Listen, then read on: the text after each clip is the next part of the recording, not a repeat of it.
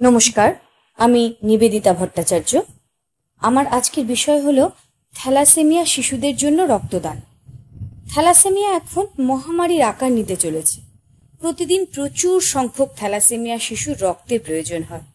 রক্তই তাদের বেঁচে থাকার রসদ।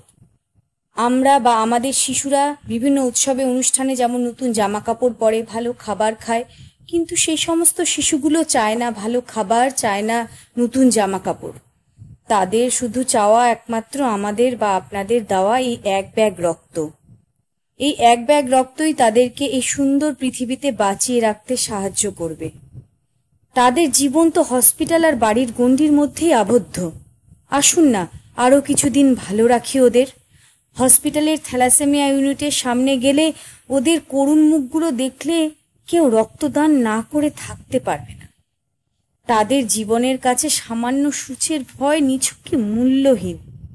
আসুন আমরা সকলে ওদের জন্য রক্তদানের অঙ্গীকারে আবদ্ধ হই। আমার কথাগুলো যদি আপনাদের ভালো লেগে থাকে তাহলে অবশ্যই রক্তদানে এগিয়ে আসার জন্য অনুরোধ রইল, এবং আমার ভিডিওটিতে লাইক, কমেন্ট ও শেয়ার করে অনেকের মধ্যে এই বার্তা ছড়িয়ে দেওয়ার অনুরোধ রইল। সকলে ভালো থাকবেন। ধন্যবাদ।